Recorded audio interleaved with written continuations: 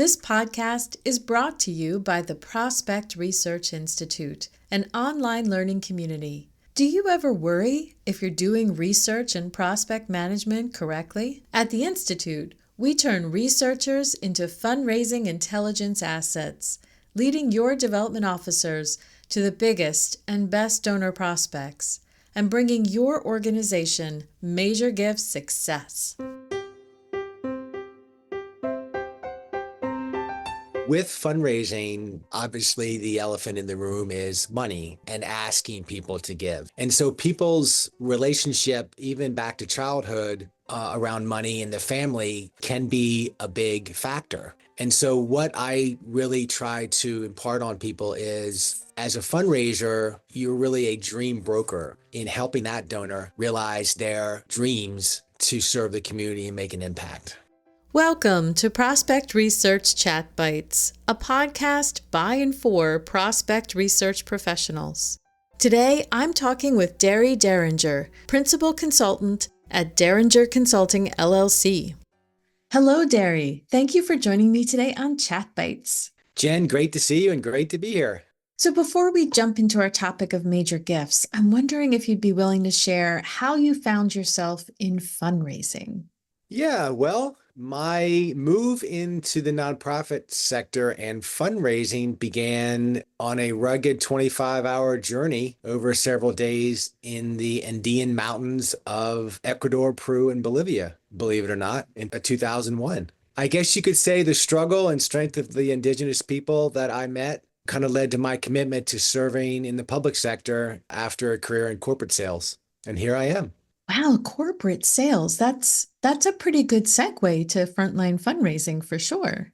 Absolutely. It's been the foundation for me as a fundraiser, both in-house and as a consultant. And you've been a consultant now for 13 years. That's a long time. Would you be willing to share a little bit about what is it about consulting versus staying with one organization that you find so enjoyable and keeps you going? No, thank you. It's a great question. Early on, before I actually got into consulting, I mentor an executive director from Cameroon, Ruth. And one day she just said, Derry, you like helping people. And that pretty much sums up why I love consulting, in particular nonprofits. I love the variety and the richness in helping nonprofits, particularly human services and their fundraising. It just allows me to help them raise transformative amounts of dollars to serve their mission. And so do you get to see that impact? What kind of fundraising help are you providing? So I mostly focus on major gifts and capital campaigns. We're really talking about significant dollars above and beyond their annual fund. So yes, I typically keep in touch with my clients and even prospects. I just love to see when they can reach their campaign goal or raise significant major gifts that allow them to, expand their mission. They didn't think they had it in them, but we got it done. Well, that is a beautiful thing. So you and I have had many conversations about major gifts, and usually a more technical aspect I'm guilty of, at least. I'm wondering if you have any stories you might be able to share about how your work with a client had a positive impact on the donor as well as the organization. Jen, thank you. That's a great question. Peter comes to mind, the donor, Peter. So he's a significant donor to both the National Human Services nonprofit and the university where he got his PhD. And he and I have collaborated on 2 projects around major gifts at both of those places, and we're still working together after 18 to 20 months. Peter has been a donor, he's been a convener, and he's been a volunteer at both of these organizations. And so that's truly a powerful, engaged donor in my mind. And how does that kind of engagement come about? Did he go from not being a donor there to becoming a donor, or what kind of journey? Yeah, well, so I get most of my inquiries through word of mouth, through other consultants and former clients, friends. I mean, it comes from a wide range of places. And I always am interested in having a meeting and, learning about a situation. And Peter was no different. He reached out about the nonprofit with some really big ideas that might have turned some people off because it was very big ideas compared to where the nonprofit was. Well, we kept in touch and things evolved, and I got introduced to the executive directors and the board, and it just turned out to be a really nice match. We've had success at both of the nonprofits where he introduced me to. So it's been great. Oh, interesting. So your relationship was with Peter first. Exactly. Aha, and you helped him connect with nonprofits who maybe didn't quite have the vision that he did at that moment. Exactly. He just opened the door. He shared his vision. I understood enough for him to feel comfortable introducing me to them. And then Peter and I and the client came to consensus on a realistic project that could get them results and be beneficial to everybody involved. How interesting. It almost sounds like being a real estate agent. So you sort of represent both sides to make the whole thing work well. It's a good point. I never thought about it that way, but I'm there to make donors happy through clients that hire me to raise more money. How do you bridge that moment? Or I don't know if you've ever had that moment where there's a donor who wants to make a big gift to a small nonprofit. Do you have that conversation around what is their mission versus what the donor wants to do and trying to find, is there an alignment there? Yeah, I mean, that's a very good question. And I often promote being able to hear what the donor's philanthropic vision is and interest generally, and then where are their intersecting interests between the organization and the donor. It isn't always that the nonprofit has a project or program that the donor wants. And it is important to help the client be clear-eyed about overpromising and under-delivering or trying to stretch beyond what their mission is to satisfy a donor. So there have been times when I've encouraged and helped the client say no in the short term and really be more thoughtful with that donor in the long term. And in the end, that typically relates to a higher, more healthy giving relationship than the alternative. So go big and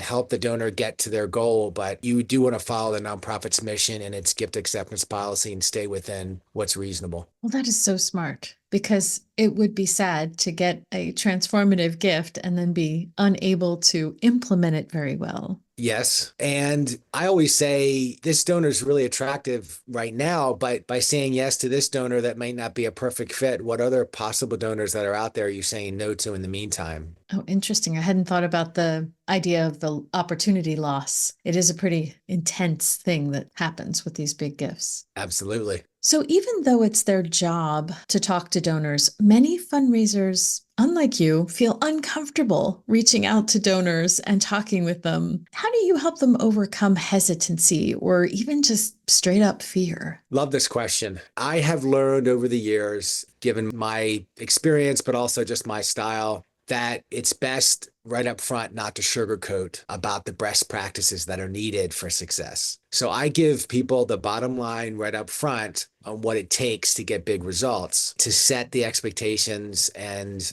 the perspective. However, I am very gentle and adaptive in meeting a person where they are to really help them learn and get educated on how to implement these best practices. In my view, if you have the right expertise in your corner, whether it's a fundraising consultant or a prospect researcher, the best approach I like to say is to get out there in front of the donor, right? Get in person, do meetings, and your fear will subside as you get the reps in. And here's a practical tip. I just say, look, be transparent with the donor. If you're new, maybe you're not used to asking for $5 or $50 or $150,000 gifts, and you know that there's somebody in your database that has that potential, and you're just meeting them for the first time. You can say, quote, I'm excited we finally have a chance to meet in person, but you should know I'm new at this and I may show some nerves. Let's work our way through this together, shall we? So you can break the ice by just coming clean that this is new. And I think you'll find so many donors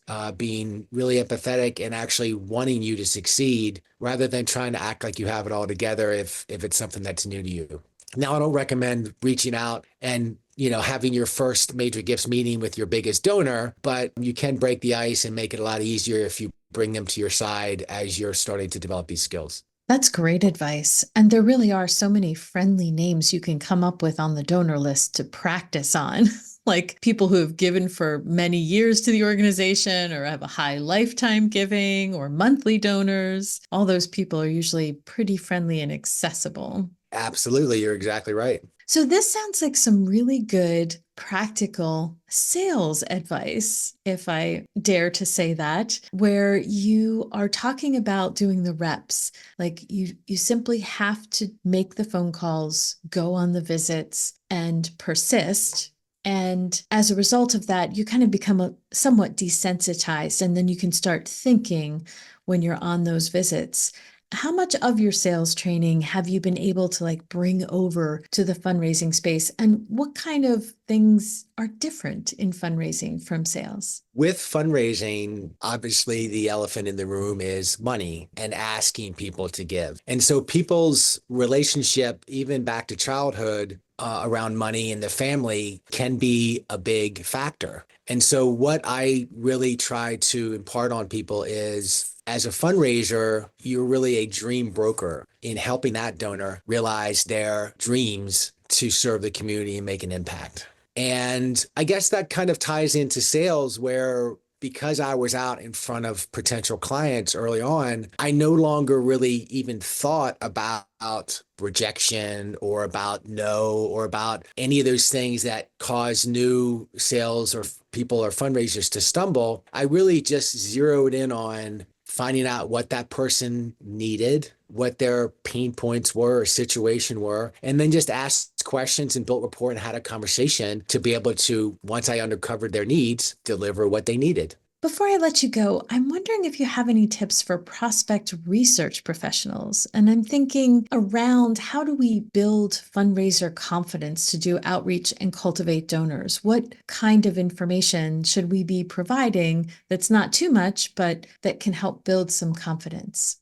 Yeah, I love this question, really, because I don't believe frontline fundraisers leverage their prospect researchers near as much as they should, whether it's an external professional group like a spy research group or their internal staff. And at least at the very beginning of a research frontline fundraiser relationship, I would say less is more when it comes to building fundraiser confidence through research. So what I'm referring to is the researcher sharing snippets of donor research or intel to help the fundraiser, say, get a meeting or reply to an email. Okay, so perhaps what this looks like is the researcher asking the frontline fundraiser, give me the top current single challenge today you're facing with your top 5, quote, hardest to reach major gift prospects in your file. And then that researcher, whether they have the information collected or they go find it, they just zero in on those 2 or 3 profile elements to help that frontline fundraiser overcome that one big challenge. That helps the frontline fundraiser really focus in and solves their problem, but it also helps the researcher know what the fundraiser needs and stay focused on providing solutions. And once that rapport and there's some wins, then they can have a broader relationship with the larger profile research and a larger list, et cetera, et cetera. So start small and focused to help those frontline fundraisers. That's great advice. And in the beginning, there needs to be an element of curiosity. We can't provide all of the information at once to make that first call. But if you're an experienced researcher, there's some fundraising knowledge going on too. So we can even help with if the problem is, what do I talk about? How can we reframe that based on their relationship to the organization, as well as how that might align with something we see out in the public domain? So it's not even just phone numbers, but it can be some fundraising advice, which is kind of new to our profession. I love that. And in fact, in my major gifts work these days, a big challenge is fundraisers knowing what to talk about in the meetings. I mean, there's the questions they ask, but what might be some statements that they would ask that are really relevant to the donor that really light them up early on in the meeting to get the real juice of the information you're looking for within that encounter. So I love that idea of the researcher helping to guide some things to say to the donor based on the research. What we've done in the past sometimes is say, we found these few things, but here's some questions you might ask in the meeting. Although getting the meeting is usually the biggest hurdle. And then you're right, once they get the meeting, a lot of folks don't know what to do. Like, what is their role? Because research can find information about facts about the person, but it's the fundraiser in the meeting needs to find out different information, more like passion and interest. And all those things are not going to be found in the public domain. It makes me think perhaps the best way to look at a prospect researcher is your partner for three main, maybe even four main elements of the relationship. One, to see where that potential donor even fits on the priority list. Two, research and content and even questions to get the meeting. Because a lot of frontline fundraisers gloss over that email or voicemail and what to say in that, and they overlook some really interesting ways to be able to get people's attention. And then obviously what to say and ask in the meetings, but then the fourth being the follow-up. So I would say a researcher all along the way from A to Z. For sure. But as long as they know what they're doing on the fundraising side, like they still have to build a relationship. I feel like that's the hard part. It is. It is. Well, thank goodness you're here to help folks do that and do it well. And I appreciate you sharing your knowledge and your experience with us today. Jen, I've had a great time. Wonderful questions. And all you listeners, good luck out there.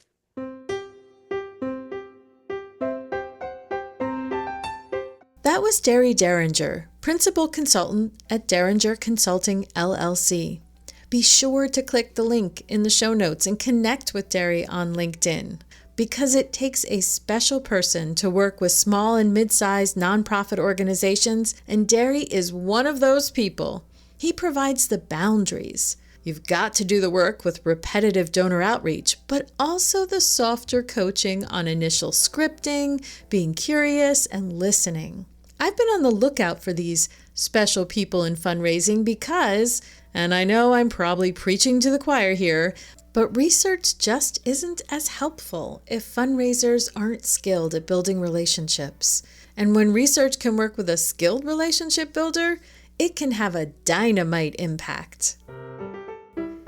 Hey there! Do you manage a prospect research team, or were you newly hired as a prospect researcher? Then you'll be delighted to hear about the Institute's Career Agent Track. In this bundle of 4 courses, participants learn how to build great profiles, calculate capacity ratings, the basics of prospect identification and prospect management, ethics, and the fundamentals of analytics every team member needs to be skilled in. If you need to build the research skills of a fundraising intelligence asset like this, sign up today at member.prospectresearchinstitute.org/career agent.